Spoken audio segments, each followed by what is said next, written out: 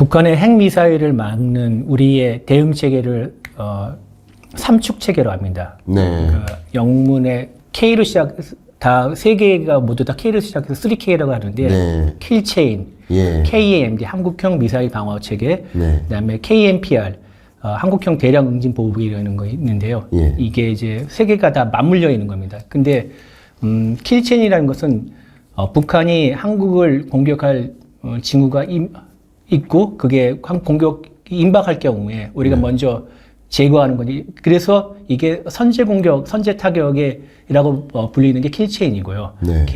KAMD는 뭐 북한의 미사일이 날아올 때 중간에 요격하는 거. KMPR은 어쨌든 북한이 먼저 공격하면은 북한의 지휘부나 주요 시설을 우리가 핵이 없으니까 핵에 버금가는 어떤 수단으로서 때려가지고 북한을 억제하겠다는 이런 전략인데요. 이게 세 가지가 맞물려 있는데 킬체인의 아까 말씀드린 선제 타격인데 1차 목표물은 북한의 핵미사일, 그러니까 이동형 미사일 발사 때 텔이라고 하죠. 텔이나 그다음에 또 전방에서 이제 아까 말씀드렸던 수도권을 테러적 목표로 할 수 있는 장사정포나 방사포 지하진지, 갱도진지를 1차 목표로 하고 있습니다. 네. 예. 어쨌든 그런 것들 우리 군사력은 잘 대응할 만한 그런 고민을 해 왔을 테니까. 그렇죠. 그런 면에서 일단은 걱정을 안 해도 되겠다라는 생각은 듭니다. 예. 근데 마지막으로 한 가지 또 자꾸 제가 걱정을 말씀드려서 죄송합니다. 예.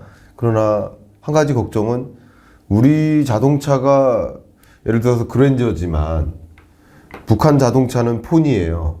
그러나 그랜저 한 대 있는데 포니가 30대 이렇게 막 오면 당해내지 못하지 않겠는가. 예. 아무리 북한의 재래식 무기라 하더라도 물량 공세를 할 경우 우리가 좀 당해내지 못하지 않겠는가 예. 하는 의문을 또 하실 수도 있거든요. 그렇죠. 이 부분 혹시 어떻게 생각하십니까? 김 교수님은 스타크래프트 해보셨습니까?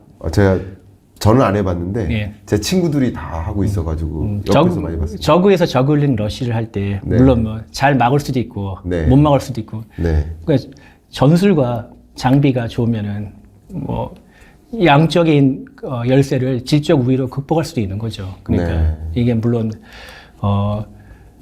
그 교수님께서 우려하신 바는 충분히 있지만 최근의 사례를 보시죠. 그 러시아 우크라이나 전쟁에서 보면 러시아가 상당히 우크라이나에 비해서 양적인 우위가 대단하지 않습니까? 그럼에도 불구하고 아직 전쟁을 2년 넘게 끌고 가고 있습니다. 그런 거는 물론 이제 우크라이나 항전 의지도 좋지만은 서방에서 서방의 무기 지원이 장비 지원이 컸죠. 그런데 러시아의 병력과 장비가 대량으로 진격을 해도 서방제 무기로 우크라이나군이 적재적소를 타격하거나 그러니까 특히 아까 말씀드린 달이나든지 물자 네. 집적소든지 군공항이든지 공군기지를 타격하면서 효율적으로 대응하고 있습니다. 그래서 북한의 양적 우위가 물론 뭐 우리가 방심하고 그럴 경우에는 우리가 이제 크게 당할 수 있지만 결국은 우리 질적 우위로 극복할 수 있고 다만 이제 우려가 되는 거는 승리를 하더라도 너무 상처뿐인 영광, 그 피로스의 승리라는데 우리가 이제 피로스의 승리로 전쟁의 어떤 무력 분쟁이 끝날 경우에는 이거는 우리로서 피해가 크니까 그러기 때문에 사전에 조금이라도 더 빨리 북한의 징후를 잘 파악해서 대응하는 게 중요합니다. 네. 말씀 감사합니다. 그럼 이제 좀 자연스럽게 북한 내부 상황으로 좀 예. 가보고 싶습니다.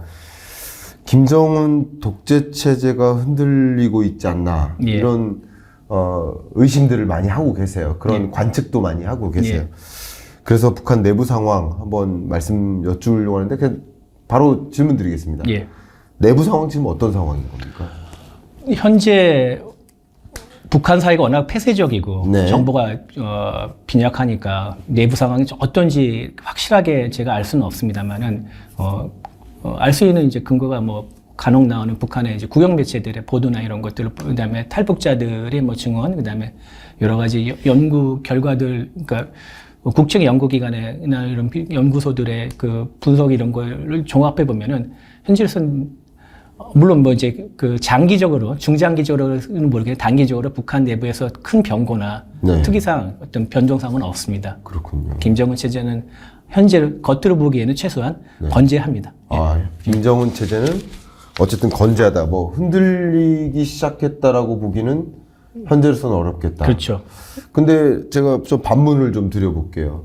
여러 통계 자료들을 보면, 뭐 저도 이제 북한 경제를 잘 알진 못합니다만, 그 현대경제연구원에 과거에 있었을 때, 바로 옆에 이제 북한경제연구센터가 예. 있었어요. 근데 왜냐면 현대그룹 안에 현대아산이 있으니까. 그렇죠. 예. 개성공단 사업도 있고, 중요하죠. 예, 그 뭐죠, 관광 사업도 있고 있었습니다. 그래서 그쪽을 이제 모니터링하는 그 센터가 있었는데, 그래서 이제 어쩌면 그냥 옆에서 좀 하는 모습들을, 연구하는 모습들을 좀 보고, 통계 자료도 보고, 그래 왔었는데, 요즘 발표되는 여러 통계 자료를 봐도, 북한 주민들이 지금 김정은 체제에 대해서 굉장한 불만을 나타내고 있다라는 그런, 근거 있는 자료들이 많이 나타나고 있더라고요. 그렇죠. 예. 예. 이 부분 어떻게 보십니까? 그러니까 통일부가 이제 지난 2월에 북한 경제 사회 실태 인식 보고서라는 그 보고서를 내놨는데 한국에 온 탈북자를 대상으로 6천 명 이상을 대상으로 인터뷰해 가지고 예. 그 결과인데요. 여기에 보면은 최근에 그러니까 2016년부터 2020년까지 탈북한 응답자의 56.3%가 김정은 정권 승계가 정당하지 않다고 답을 했습니다. 그 주목할 만한 점은 응답자를 출신 지역으로 분류해봤는데 평양 출신자의 54.7%. 평양이라면 북한은 아주 특이합니다. 예. 아주 특별한 의미를 갖고 있는데 선택된 소수만이 예, 혜택과 배려를 받는 소수만이 살 수 있는 도시가 평양인데 네. 평양에서도 절반 이상이 과반이 김정은의 그 정권 승계가 정당하지 않다고 답을 했다는데 주목할 만하다고 생각합니다. 그래서 이들에 보면은 또 이 조사에 보면은 그 백두 혈통의 영도 체계, 세습 체계 부정평가도 날이 가면 갈수록 증가하고 있다고 합니다. 네. 그러니까 북한의 아까 말씀드렸듯이 김정은의 체제가 네. 독재 체계가 겉으로 보기에는 견고하지만은 네. 속으로는 계속 그 잔금이 가고 있다고 해야 되나요? 그럼요. 기반에 잔금이 가고 있다고 보여지고 있다는 것을 의미합니다. 근데 중요한 것은 이 잔금이 어떤 이제 기반 전체를 흔들 수 있을 만큼 커질 수 있느냐, 네. 아니면 여기서 머무냐, 이게 이제 중요한 그럼요. 거죠. 북한 체제가 얼마나 더 갈 수 있는가를 판가름할 그런 중요 요소라고 생각합니다. 그러네요. 어쨌든 지금 현재 김일성, 김정일, 예. 그리고 김정은까지 그렇죠.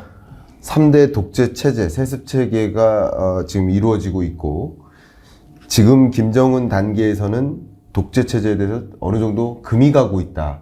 불만을 좀 많이 가져가고 있다. 그렇죠. 뭐 그런 상황이라고 현재 좀 정리를 한다면, 예.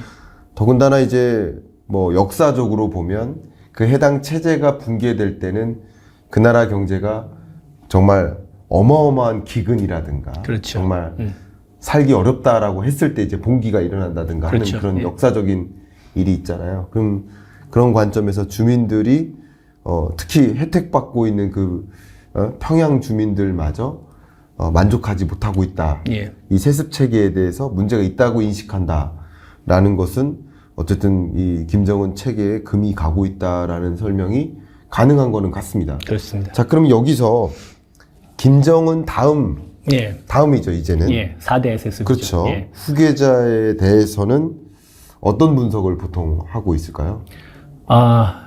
일단은 현대 사회에서, 네. 현대 국가에서 3대 세습은 북한이 유일합니다. 예. 유일하고, 아버지에서 아들 2대 세습은 몇몇 특조국가 체계에서, 국제국가에서 보여졌는데, 3대 세습이 유일한데, 4대는 이거는 정말, 안드로메다로 간다고 해야 되나요? 표현을. 네, 그렇게 네. 정말 전무후무한 일인데, 이게 김정은 대해서는, 제가 보기에는 김정은에 대한 우상화 또 신격화가 좀 많이 약하고, 네. 그렇기 때문에 김정은이 보통 국가로서, 정상적인 국가로서 나선다든지, 인민에 더 이상 배고프지 않게 한다든지, 어떤 이런 모습을 보여주는데, 그런 기반을 지금 갖춰놓지 못하고 있는 상태이기 때문에, 네. 점점 가면 갈수록 약해지고 있고, 그러면서 또 최근에 김주애, 김정은의 딸 김주애가 공식 형사에 많이 나오지 않습니까? 그래서 네. 4대 세습이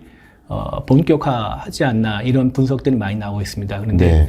그리고 또 올 초에 통일부와 국가정보원에서 이를 어느 정도 그런 조짐이 있다 그러고 밝혀가지고 그런 분석의 설득력을 얻고 있는데 또 최근에 분위기가 좀 많이 달라졌답니다. 그래서 가장 최근에 이게 북한 노동당 중앙학교 개고를 이게 죄송합니다. 이게 괜찮습니다. 천천히. 예.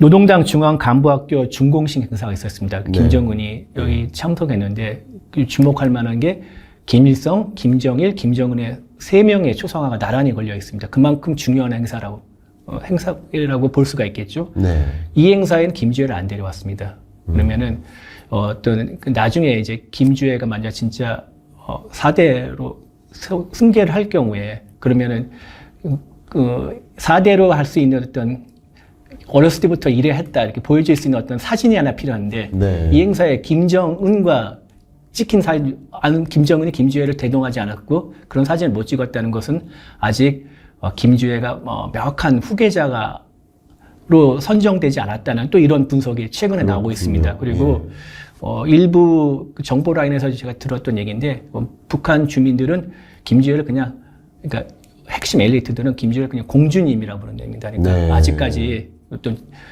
지도자나 다음 후계 차기 이런 인식이 아니라 그냥 김정은이 아까 말씀드렸듯이 정상 국가에서 자유로운 지도자의 이미지를 연출하기 위해서 김주애를 어떤 소품으로 쓰고 있지 않았나 또 이런 분석도 나오고 있습니다. 그렇네요. 아직까지는 4대 세습 체계를 확정짓지는 않았다라고 좀 말씀을 해석해 볼 수 있을 것 같아요. 분위기가 달라졌습니다. 그렇죠. 아까 말씀드렸듯이 북한이 너무나 폐쇄적인 국가고 그렇죠. 이 4대 세습은 정말 그 김정은 일가의 몇 명만 알 수 있기 때문에 네. 이런 추정을 하지만 그래도 분위기가 많이 달라지고 있습니다. 자, 그러면 이런 단계에서 지금 우리가 가장 궁금한 게 김정은 생애 기간 동안 북한 체제 자체가 붕괴될 수도 있을지 그 가능성에 대해서 혹시 어떻게 보고 계십니까?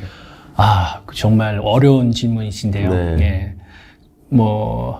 저 소견을 물어보신다면 저는 가능성이 있다고 봅니다. 북한 체제가 더 이상 이제 버티기 힘든 지경이 아니라 최근에 물론 신냉전이라 해가지고 네. 미국과 서방 또 한국, 일본 이렇게 한편이 되고 그다음에 중국, 러시아, 북한, 쿠바, 이란 이런 일부 사회주의 국가들 또 이렇게 한편이 되어가지고 새로운 냉전적 질서가 이 전 세계를 지배한다는 이런 상황이 있는데 그 네. 세계 신냉전 질서에서 북한이 어느 정도 이익을 얻고 있습니다. 그러면서 체제를 유지할 수 있다. 이렇게 볼 수도 있겠지만은 기본적으로 북한 경제가 많이 어렵고요. 그다음에 네. 더 이상 나아질 기미도 없고 또 김정은 이거를 또 되살리려는 의지도 없고 그렇죠. 그리고 계속 살 수 있는 방법은 핵 미사일밖에 없다. 그러니까 김정은이 집권하면서 인민들을 더 이상 배고프지 않게 해주겠다고 장담을 했지만은 네. 그거를 지키지 못하고 있지 않습니까? 왜냐면은 자기 체제 유지가 더 중요하기 때문에 그런 상황에서 북한이 계속 어떤 성장 기반과 내부 동력을 계속 갉아먹으면서 체제를 유지하고 있는데 이게 언제까지 가능할까? 그래서 거기에 대해서 제가 언제라고 말씀 못 드리겠지만은 언젠가는 그게 가까울지 멀지는 모르겠지만 언젠가는 그 모든 동력을 다 써버리고 체제가 붕괴하지 않을까 하는 게 제 소견입니다. 그 소견을 예. 제가 신뢰하지 않는 것은 아니고요. 예. 저도 거의 100% 가깝게 공감합니다. 예. 근데 저희 토론 채널이니까 그러시죠. 예. 좀 반문을 드려볼게요. 예. 왜냐면 저도 과거에 이제 학창 시절에 공부할 때부터 이미 체제가 붕괴되기 시작했다. 예. 그리고 저 현대경제연구원에 있었던 시절에도 주로 이제 그 체제 붕괴 시점을 기근율 가지고 많이 판단을 하더라고요. 예. 누가 얼마만큼 영아 사망률이죠. 예. 대표적으로. 배고파서 죽는 영아 사망률이 어느 정도까지 오면 그거는 이제 소위 주민의 이 공감을 받기 어려운 체제가 됐고 그렇게 되면 자체적으로 붕괴가 돼서 체제 붕괴로 이어질 수 있다. 그러니까 지금 단계는 이미 붕괴 직전이다.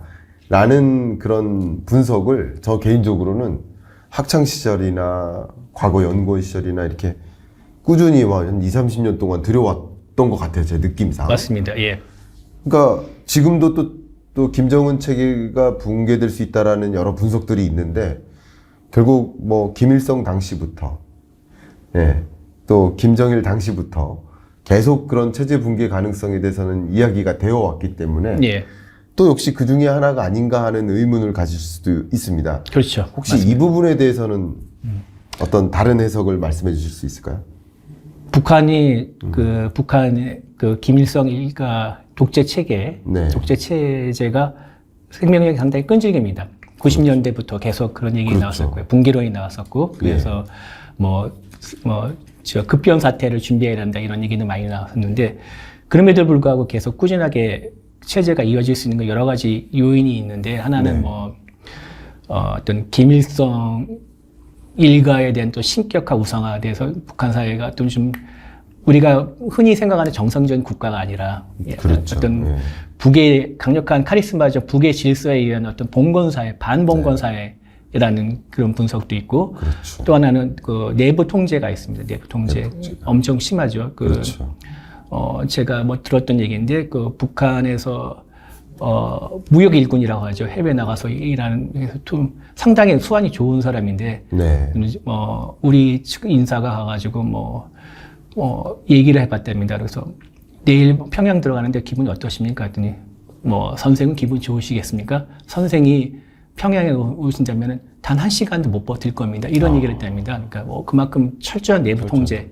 그다음에 아까도 말씀드렸듯이 외부에서 자꾸 우리를 공격한다. 네. 곧 쳐들어온다. 미국이 미제 승량이들 우리를 노리고 있다. 이런 큰 공포감을 조성하는 여러 가지 이런 방법들 총동원해가지고 북한 체제가 유지가 되었습니다. 근데 최근에 좀 달라진 거는 북한이 이제 그 90년대 고난의 행군이라고 하죠. 그 대기근과 여러 가지 식량난 때문에 사람들이 많이 죽고 나서 어떤 장마당이라고 해가지고 일종의 이제 사회주의 경제에서 예외로 시장 초보적인 시장을 허용하지 않았습니까? 그리고 또 북한의 배급 체계가 많이 무너졌고 네. 이건 김정은이 시인까지 했습니다. 5.18에 당대에서 시인까지 했는데 특히 지방 식량 배급 체계가 많이 무너졌고 국가가 챙겨줄 수 없기 때문에 각자 도생의 분위기가 나오고 그 수단으로서 또 장마당을 통해서 어떤 생존을 하고 있는